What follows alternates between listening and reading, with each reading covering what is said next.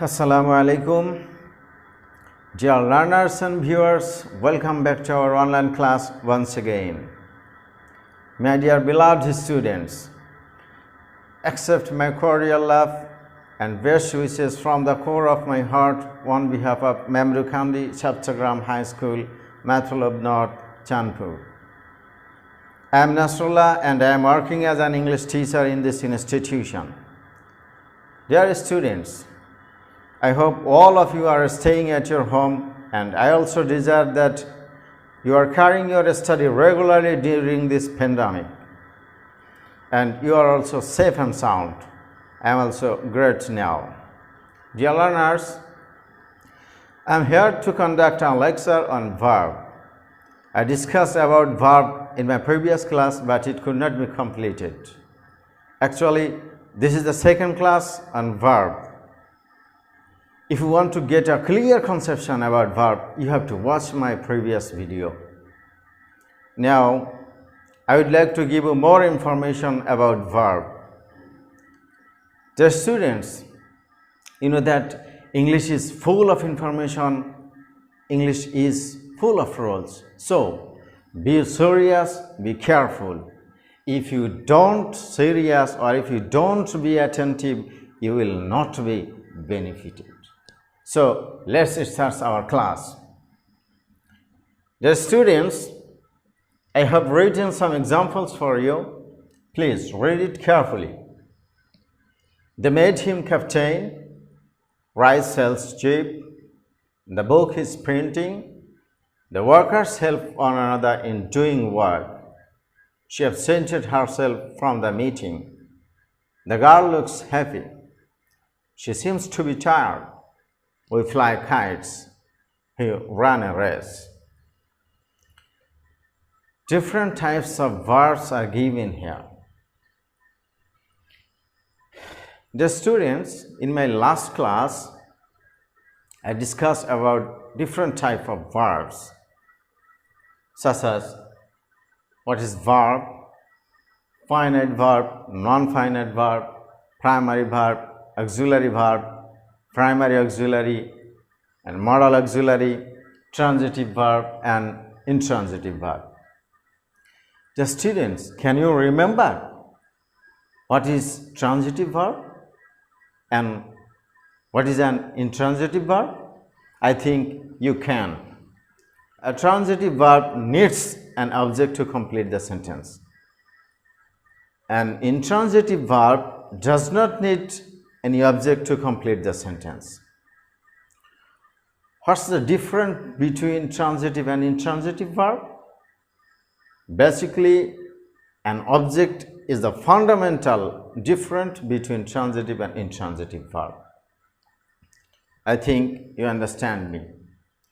Or if you don't understand me, my hard work or my class will be definitely meaningless. So, I am going to use Bangla language for your better understanding.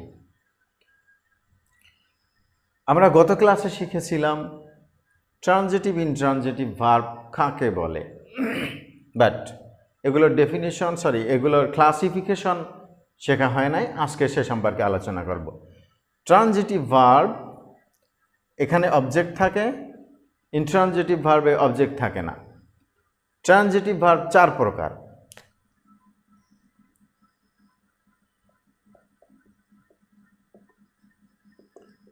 Factitive verb,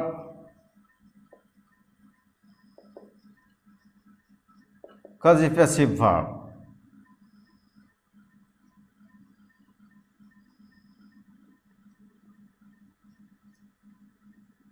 reflexive verb and reciprocal verb.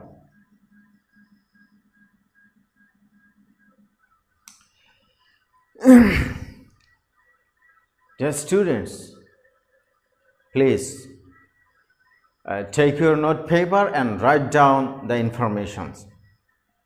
What is factitive verb? Factitive verb কাকে বলে? Factitive verb হচ্ছে এমন verb যেই verb object থাকা সত্ত্বেও বাক্যের অর্থ সম্পূর্ণ করতে পারে না, অন্য আর কোনো কমপ্লিমেন্টের প্রয়োজন হয়। বেসিক্যালি একটা সেন্টেন্সের সম্পূর্ণ অর্থ প্রকাশ করাটাই প্রধান উদ্দেশ্য বা প্রধান দায়িত্ব। যদি সেন্টেন্স সেটাতে ব্যর্থ হয় তাহলে সেটা সম্পূর্ণ সেন্টেন্স নয়। তাহলে ফ্যাক্টিটিভ ভার্ব বলেছি যেই ভার্বটার অবজেক্ট থাকা সত্ত্বেও বাক্যের সম্পূর্ণ অর্থ প্রকাশ করতে পারে না, সম্পূর্ণ অর্থ প্রকাশ করতে অক্ষম, আরও কমপ্লিমেন্টের প্রয়োজন হয়, সেই ভার্বটাকে বলা হয় ফ্যাক্টিটিভ ভার্ব। উদাহরণ দিলে ক্লিয়ার হবে। We called him. We called him, আমরা তাকে ডাকে, বা we called him, আমরা তাকে ডেকেছিলাম। কি ডেকেছিলাম? নিশ্চয় বাক্যের অর্থ অসম্পূর্ণ রয়েছে। এখন যদি a liar, we called him a liar, তাহলে a liar এই শব্দটা আসার কারণেই এই ভার্বটার অর্থ সম্পূর্ণ ক্লিয়ার হয়েছে। তাহলে অবজেক্ট থাকার পরেও যখন এটার অর্থ সম্পূর্ণ করতে ক্লিয়ার করতে পারে নাই, আরও কমপ্লিমেন্টের প্রয়োজন হয়েছে, তাহলে এই ভার্বটাকে বলবো আমরা definitely factitive verb. Another example, I made a cup of tea. I made a cup of tea. Made, তৈরি করেছিলাম। কি তৈরি করেছিলাম? a cup of tea। এই যে ভার্বকে কি বা কাকে দিয়ে ভার্বকে কি বা কাকে দিয়ে প্রশ্ন করলে যে উত্তর পাওয়া যায় সেটাই হচ্ছে অবজেক্ট। গত ক্লাসে আমরা এ কথাটা শুনেছিলাম, if you ask a verb whom or what, the answer you find is an object. ভার্বকে কি বা কাকে দ্বারা প্রশ্ন করলে যে উত্তর পাওয়া যাবে সেটা হচ্ছে অবজেক্ট। তাহলে কি বানিয়েছিলাম সেটার উত্তর রয়েছে এ কাপ অফ টি, তাহলে এখানে একটা অবজেক্ট আছে। বাক্যের অর্থ সম্পূর্ণ হয়েছে নাকি? হ্যাঁ, সম্পূর্ণ হয়েছে। যে আমি এক কাপ চা বানিয়েছিলাম, ডেফিনেটলি এটা ক্লিয়ার কনসেপশন। এবার another example,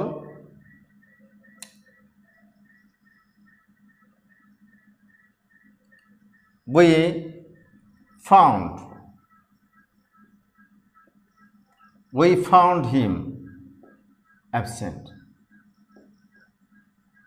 We found him absent, আমরা তাকে অ্যাবসেন্ট পেয়েছিলাম। শুধুমাত্র যদি সাবজেক্ট ভার্ব অবজেক্ট লিখে দিই তাহলে বাক্যের অর্থ কিন্তু সম্পূর্ণ হচ্ছে না। উই ফাউন্ড হিম, আমরা তাকে পেয়েছিলাম। পেয়েছিলাম বলতে কি পেয়েছিলাম, কোথায় পেয়েছিলাম, কি ঘটনা কি, নিশ্চয়ই কিছু বাকি আছে। তাহলে অ্যাবসেন্ট যখন আমি এই বাক্যের সাথে যোগ করি তাহলে এখানে একটা ক্লিয়ার কনসেপশন পাওয়া যাচ্ছে। এই কারণে এই ফাউন্ড ভার্বটা এখানে হচ্ছে ফ্যাক্টিটিভ ভার্ব, আর অ্যাবসেন্ট হচ্ছে কমপ্লিমেন্ট। তাহলে এই উদাহরণটা খেয়াল করি, দে মেড হিম ক্যাপ্টেন। এইখানে যে মেড ভার্বটা আছে এবং এখানে যে মেড ভার্বটা আছে, ভার্ব কিন্তু একই, বাট এক জায়গায় ক্লিয়ার কনসেপশন দিয়েছে অবজেক্ট নিয়ে, বাট এখানে অবজেক্ট থাকার পরেও ক্লিয়ার কনসেপশন দিতে পারে নাই, এর আরও কমপ্লিমেন্টের প্রয়োজন হয়েছে। তাহলে এই মেড নয়, এই মেডই হচ্ছে ফ্যাক্টিটিভ ভার্ব। আশা করি বিষয়টা ক্লিয়ার হয়েছে। Next, cosy passive. Cosy passive verb. Cosy passive মানে হচ্ছে যেন মনে হয় প্যাসিভ। কজি প্যাসিভ, যেন মনে হয় প্যাসিভ, অর্থাৎ বাংলা এমন বাক্য যেটা প্যাসিভের মতো অর্থ দিবে। বাক্য থাকবে অ্যাক্টিভে, বাট অর্থ দিবে প্যাসিভে। এই জন্য এটাকে কজি প্যাসিভ বা যেন মনে হয় প্যাসিভ এই ভার্বকে একটু আইডিয়াটা ক্লিয়ার করা প্রয়োজন। ফর এক্সাম্পল, সেল একটা ভার্ব। সেল অর্থ হচ্ছে বিক্রি করা। এখন যদি আমি দিই যে I sell bananas, I sell bananas, আমি কলা বিক্রি করি। এই সেন্টেন্সটা অ্যাক্টিভে আছে, এটার প্যাসিভ করলে কি হয়? Bananas are sold by me. Bananas are sold by me. Banana আমার দ্বারা বিক্রি হয়। আই সেল ব্যানানা, আমি ব্যানানা বিক্রি করি। Bananas are sold by me, banana আমার দ্বারা বিক্রি হয়। ওকে, তাহলে আমি বাই মি যদি এটা কেটে দিই তাহলে এইটুকুর অর্থ আসলে কি দাঁড়াচ্ছে? ব্যানানাস আর সোল্ড, এটার অর্থ হচ্ছে কলা বিক্রি হয়। That means somebody or someone sells it, কেউ একজন এটা বিক্রি করে। এটা আমার প্রয়োজন নাই, এটুকুর অর্থ আমি খেয়াল করি যে এই সেন্টেন্সটা প্যাসিভে আছে। ব্যানানাস আর সোল্ড, কলা বিক্রি হয়, তাহলে এটার অর্থ পেলাম আমি কি, যে কলা বিক্রি হয়।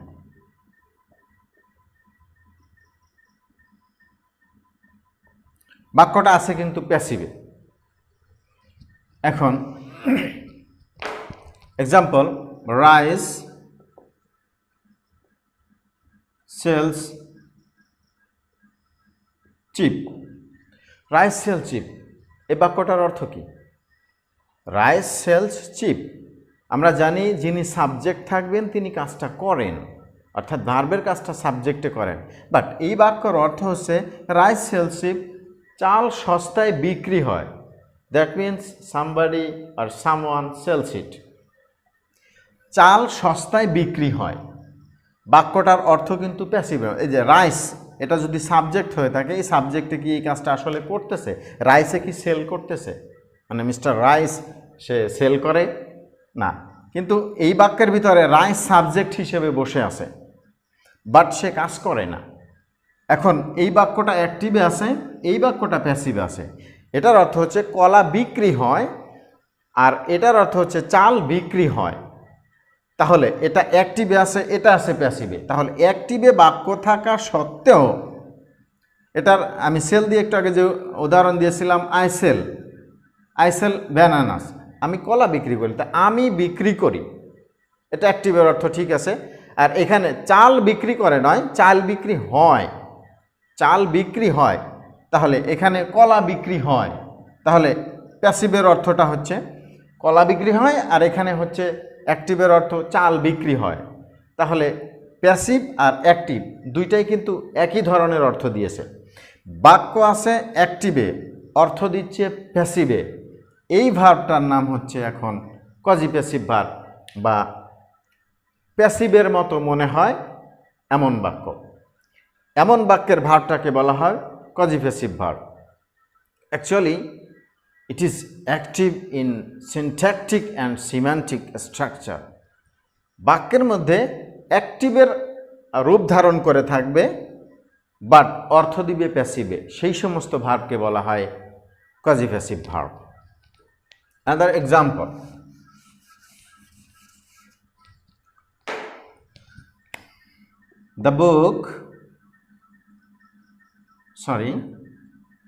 I print a book. আমি একটা বই প্রিন্ট করি, তাহলে এটার প্যাসিভ করলে হয় a book is printed by me. I print a book, আমি একটা বই প্রিন্ট করি, সাবজেক্ট দিয়ে তিনি কাজ করতেছেন, অ্যাক্টিভে ঠিক আছে, কোনো সমস্যা নাই। a book is printed, একটা বই প্রিন্ট হয়, a book is printed, তার মানে এই কাজটা কেউ একজন করে। এই বাই মিটা আমি কেটে দিলাম, তাহলে এই সেন্টেন্সের অর্থ হচ্ছে একটা বই প্রিন্ট হয়। বাক্য প্যাসিভে আছে। ওকে, এখানে যে এক্সাম্পলটা আছে, দ্য বুক ইজ প্রিন্টিং, বই প্রিন্ট হয়, তাহলে এখানে সাবজেক্ট আছে, ভার্ব আছে, অ্যাক্টিভের স্ট্রাকচারে আছে, বাট অর্থ দিচ্ছে প্যাসিভের মতো, বই প্রিন্ট হয়। এখানে স্বাভাবিকভাবে বাংলাটা বললে বই প্রিন্ট হয়, এটা প্যাসিভের অর্থের মতো মনে হয় যেন এই কাজটা অন্য কেউ একজন করতেছে। তাহলে বুক ইজ প্রিন্টিং, বই প্রিন্ট হয়, বাক্যের মধ্যে প্যাসিভের মতো অর্থ প্রদান করেছে, বাট বাক্য স্ট্রাকচারের দিক থেকে সে রয়েছে অ্যাক্টিভে। এই কারণে এই ভার্বটার নাম হচ্ছে এখন কজিপ্যাসিভ ভার্ব। আশা করি আইডিয়াটা বুঝতে পারছেন।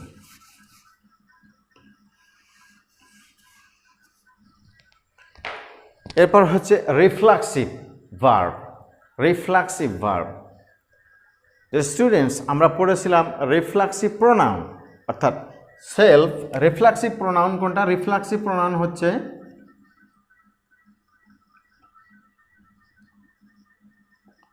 সেলফ অথবা সেলফ যুক্ত প্রোনাউন। সেলফ বা সেলফ যুক্ত যে সমস্ত প্রোনাউন আছে সেইগুলাকে রিফ্লেক্সিভ প্রোনাউন বলে। সেলফ এই শব্দটা সিঙ্গুলার আর এটা হচ্ছে প্লুরাল। বেসিক্যালি সিঙ্গুলার যদি প্রোনাউন হয় তাহলে তার সাথে এটা যায়, যেমন মাই সেলফ, মাই সেলফ, মাই হচ্ছে সিঙ্গুলার এবং তার সাথে সেলফ প্রোনাউনটা এটাও সিঙ্গুলার যাবে। সেলফস এটা প্লুরাল শব্দ, এটার সাথে প্লুরাল প্রোনাউন হবে, অর্থাৎ যদি বলি আওয়ার তাহলে নিশ্চয়ই এটা প্লুরাল, অনেককে বোঝায়। আওয়ার আওয়ার সেলফস, আর এটা হচ্ছে মাই সেলফ। তাহলে এবার বলো তো হিম, এটার সাথে সেলফ যাবে না সেলফ যাবে? ডেফিনেটলি হিম সেলফ, কারণ হিম হচ্ছে সিঙ্গুলার। যদি বলি দেম, দেমের সাথে কি যাবে? Them selves. তাহলে সেলফ বা সেলফস যুক্ত প্রোনাউনগুলোকেই বলা হয় রিফ্লেক্সিভ প্রোনাউন। এখন এই সেন্টেন্সটা, she অ্যাবসেন্টেড herself from the meeting, এই সেন্টেন্সের ভিতরে রিফ্লেক্সিভ প্রোনাউন আছে। তাহলে রিফ্লেক্সিভ প্রোনাউন যুক্ত যে সেন্টেন্সটা, ওই সেন্টেন্সের যে ভার্বটা হয় সেই ভার্বটাই হচ্ছে রিফ্লেক্সিভ ভার্ব। খুবই সহজ এটা। রিফ্লেক্সিভ প্রোনাউন যুক্ত যে সেন্টেন্স হয় ওই সেন্টেন্সের যে ভার্ব থাকে সেই ভার্বটার নাম হচ্ছে reflexive verb. Another example, she killed herself, she killed herself, herself একসাথে। হারসেলফ ডেফিনেটলি এটা রিফ্লেক্সিভ প্রোনাউন, আর রিফ্লেক্সিভ প্রোনাউন যুক্ত যে ভার্বটা রয়েছে এই ভার্বটার নাম হচ্ছে এখন reflexive verb.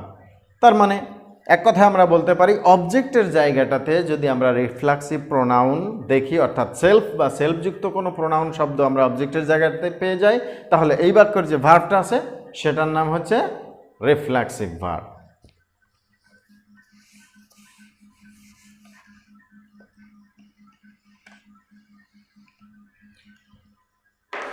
Next, reciprocal. Reciprocal, reciprocal verb হচ্ছে, আমরা রেসিপ্রোকাল প্রোনাউন পড়েছিলাম। রেসিপ্রোকাল প্রোনাউন হচ্ছে ওয়ান অ্যানাদার, ইজ আদার, দুইটা শব্দ, ওয়ান অ্যানাদার, ইজ আদার। ওকে, এটাও ঠিক রিফ্লেক্সিভ ভার্বের মতনই। অবজেক্টের জায়গাটাতে যদি ওয়ান অ্যানাদার বা ইজ আদার শব্দটা আমরা পেয়ে যাই তাহলে ওই সেন্টেন্সের ভার্বটাকে বলবো আমরা রেসিপ্রোকাল ভার্ব।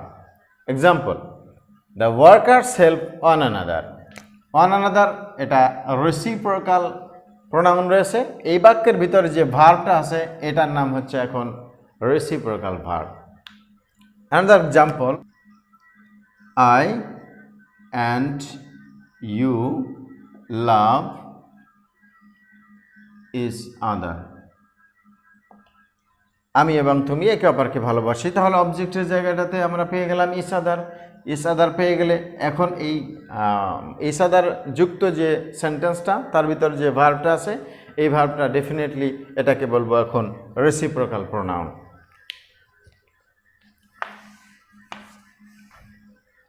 তাহলে কথাগুলো আমরা একটু আবার এখানে শুনে নিই।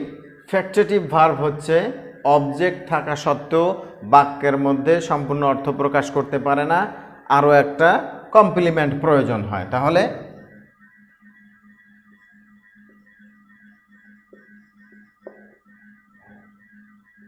অবজেক্ট ছাড়াও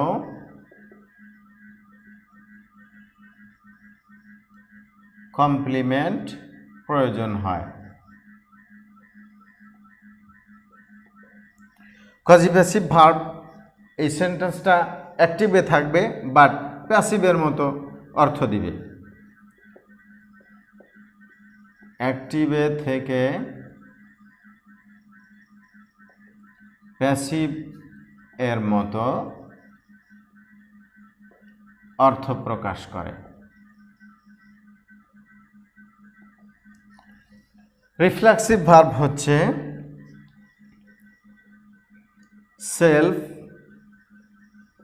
অথবা সেলফস যুক্ত প্রোনাউন অবজেক্ট হিসেবে গ্রহণ করে।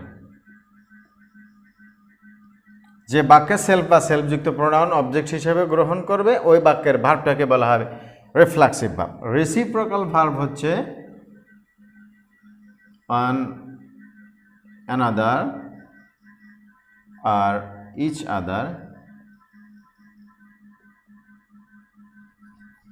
আদার অবজেক্ট হিসেবে গ্রহণ করে, তাহলে ওই বাক্যের যে ভার্বটা হবে সেটার নাম হবে রেসিপ্রোকাল রেসিপ্রোকাল ভার্ব। এগুলো তোমরা নোট করে নাও। ওকে, আমরা এখন আসি ইন্ট্রানজিটিভ ভার্বে। ইন্ট্রানজিটিভ ভার্বে অবজেক্ট থাকে না, কথাটা কি খেয়াল আছে? ইন্ট্রানজিটিভ ভার্বে অবজেক্ট থাকে না। ইন্ট্রানজিটিভ ভার্ব তিন প্রকার: copulate verb, causative verb and cognate verb. Copulate verb, causative verb and cognate verb. Copulate verb কাকে বলে? Copulate verb হচ্ছে ওই সমস্ত ভার্ব যে ভার্ব ডেফিনেটলি ইন্ট্রানজিটিভ অবজেক্ট কিন্তু থাকবে না। তাহলে কপুলেট ভার্ব হচ্ছে ওই সমস্ত ভার্ব যে সমস্ত ভার্ব তার কমপ্লিমেন্ট ছাড়া বাক্য সম্পূর্ণ করতে পারে না। কমপ্লিমেন্ট ছাড়া বাক্য সম্পূর্ণ করতে পারে না। এক্সাম্পল যদি বলি হি রানস দ্য ফিল্ড, তাহলে এই রানস এটা হচ্ছে ভার্ব, এটা হচ্ছে কমপ্লিমেন্ট। এখন আমি যদি শুধুমাত্র এটা লিখে দিই হি রানস, সে দৌড়ায়, বাক্য কিন্তু সম্পূর্ণ অর্থ প্রকাশ করেছে। এখানে এটুকু আমি যদি ব্যবহার নাও করি তাহলে বাক্যের কোনো সমস্যা নাই, অর্থাৎ বাক্য সম্পূর্ণ অর্থ প্রকাশ করতে পেরেছে। বাট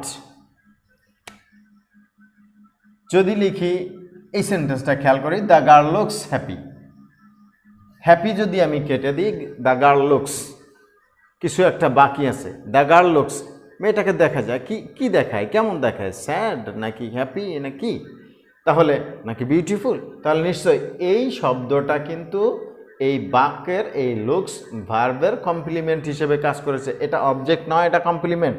তাহলে আমরা দেখতে পাচ্ছি এই ভার্বটা তার কমপ্লিমেন্ট ছাড়া অর্থ সম্পূর্ণ প্রকাশ করতে পারে নাই। তাহলে এখানে এই ভার্বটার নাম হচ্ছে কপুলেট ভার্ব, অর্থাৎ যে বাক্যের ভার্বটি তার অবজেক্ট ছাড়া অন্য কমপ্লিমেন্ট, অবজেক্ট তো থাকা যাবে না ইন্ট্রানজিটিভ ভার্বে, যে বাক্যের ভার্ব তার অবজেক্ট ছাড়া অন্য কমপ্লিমেন্ট নিয়েই সম্পূর্ণ অর্থ প্রকাশ করতে হয় ওই ভার্বটিকে বলা হয় কপুলেট ভার্ব।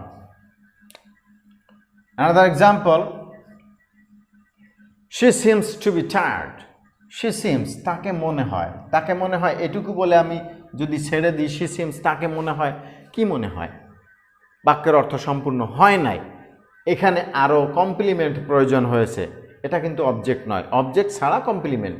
তাহলে এই বাক্যের এই যে ভার্বটা পেলাম, যেই ভার্বটা বাক্য তার অন্য কমপ্লিমেন্ট, অবজেক্ট ছাড়া অন্য কমপ্লিমেন্ট ছাড়া বাক্যের অর্থ সম্পূর্ণ করতে পারে না, এই ভার্বটার নাম হচ্ছে এখন কপুলেট ভার্ব। কজেটিভ ভার্ব,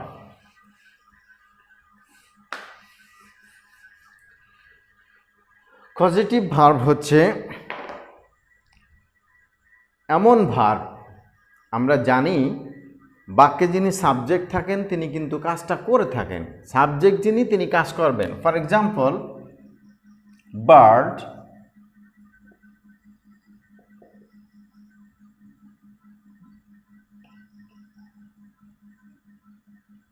দেখা যাচ্ছে the bird fly, the birds fly, পাখিগুলো ওড়ে। এই বাক্যের সম্পূর্ণ অর্থ প্রকাশ করেছে, এই ফ্লাই ভার্ব সম্পূর্ণ অর্থ প্রকাশ করেছে। বাট যদি বলি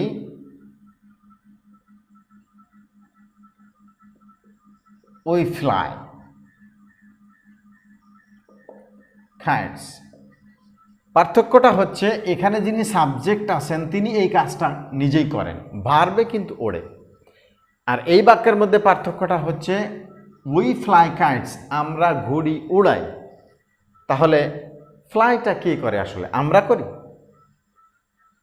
ফ্লাইটা এই যে ভার্বটা, এই কাজটা কিন্তু কাইটসে করে।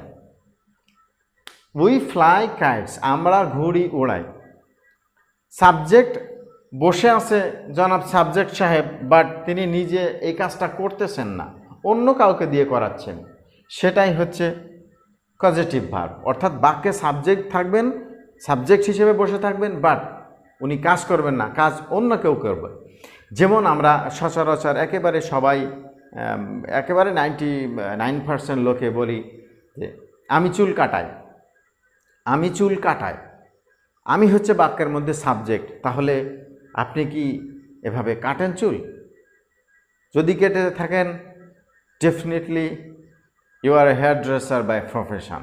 বাট চুল কাটাই, আসলে কিন্তু আমি চুল কাটাই, আমিটা কাজ করি না, এখানে এই কাটানো কাজটা অন্য কেউ করে। তাহলে পজিটিভ ভার্ব হচ্ছে ওই সমস্ত ভার্ব, যে ভার্বগুলো, যেই ভার্বটা সাবজেক্টে করে না, অন্য কেউ করে। বাক্যের মধ্যে সাবজেক্ট যিনি থাকবেন তিনি করবেন না, অন্য কেউ করবেন, তাহলে সেই ভার্বটার নাম হচ্ছে positive verb. Another example, mother works her child. Mother works her child, মা তার সন্তানকে হাঁটায়। দ্যাট মিন্স এই ওয়ার্কস, এই হাঁটেটা কে? হাঁটেটা ডেফিনেটলি চাইল্ডে। তাহলে সাবজেক্ট আছেন মাদার, অথচ এই কাজটা করতেছেন অন্য আর একজন। সাবজেক্ট থাকবেন, বাট তিনি এই কাজটা করবেন না, এমন ভার্বকে আমরা বলবো পজিটিভ ভার্ব। আশা করি আইডিয়া ক্লিয়ার হয়েছে।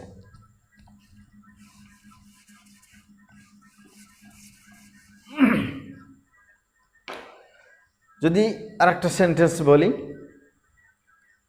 হি walks the horse. He walks the horse, এর মানে এই নয় যে সে হাঁটে ঘোড়া, no no, it's funny. He walks the horse তার মানে সে ঘোড়াকে হাঁটায়। তাহলে হি আছে সাবজেক্টের জায়গায়, ওয়াক্স হচ্ছে ভার্ব, কিন্তু সাবজেক্ট এই ভার্বটা করতেছেন না, এই ভার্বটা কিন্তু হর্সে করতেছেন। তাহলে সাবজেক্ট থেকেও তিনি এই কাজটা সম্পাদন করেন না, বিধায় এই ভার্বটার নাম হচ্ছে definitely positive verb. Cognate verb. What is cognate verb? Cognate verb হচ্ছে এমন ভার্ব, কগনেট মানে হচ্ছে কি বলে, সমধাতু, সমধাতু হতে পারে কগনেট ভার্ব। কগনেট ভার্ব যেহেতু, তাহলে সমধাতুর ভার্ব। অ্যাকচুয়ালি এখানে কগনেট ভার্বে কিন্তু অবজেক্ট গ্রহণ করে, কগনেট ভার্বে অবজেক্ট গ্রহণ করে, বাট এই অবজেক্টটা একটু ভিন্ন। কেমন ভিন্ন? ভার্ব অ্যান্ড অবজেক্ট এর রুট ওয়ার্ড একই। আবার বলছি, ভার্ব এবং অবজেক্ট এর রুট ওয়ার্ড একই। এটা কি বুঝতে পারলাম না? অর্থাৎ যেই ভার্বটা ব্যবহৃত হবে, এই ভার্ব থেকেই উৎপন্ন শব্দ দিয়ে অবজেক্ট তৈরি হবে, সেই ভার্বটাকে বলা হবে কগনেট ভার্ব, এবং অবজেক্টটার নাম হচ্ছে কগনেট অবজেক্ট। একটু উদাহরণ দিলে খেয়াল হবে। ফর এক্সাম্পল, আই কিল্ড আ কিলার। আমি একজন খুনিকে খুন করেছিলাম। এখানে ভার্ব হচ্ছে কিল্ড, এটা রুট ওয়ার্ড হচ্ছে কিল। আ কিলার একজন খুনি, তাহলে এটা রুট ওয়ার্ড কি? ওই কিল। তাহলে যেই ভার্ব তার সমজাতীয় শব্দকে অবজেক্ট হিসেবে বেছে নিয়েছে, সেই ভার্বটার নাম হচ্ছে কগনেট ভার্ব। একইভাবে রান, রেস, দৌড় প্রতিযোগিতা, দৌড়ানো, এটা তো একই ধাতু থেকে এসেছে, তাহলে এই ভার্বটার নাম হচ্ছে কগনেট ভার্ব, আর এই অবজেক্টটার নাম হচ্ছে কগনেট অবজেক্ট। আশা করি ক্লিয়ার হয়েছে। এখন আমাদের নন ফাইনাইট ভার্ব কিন্তু বাকি আছে। নন ফাইনাইট ভার্ব বেসিক্যালি 3 প্রকার: ইনফিনিটিভ, জেরান্ড, পার্টিসিপল। এই সম্পর্কে এগুলোর আবার প্রকারভেদ রয়েছে। আগামী ক্লাসে ইনশাল্লাহ এই ক্লাস নিয়ে আলোচনা হবে। ততক্ষণ পর্যন্ত আমাদের সাথে থাকুন। And thank you very much for being with us. Please share the video so that every student can be benefited.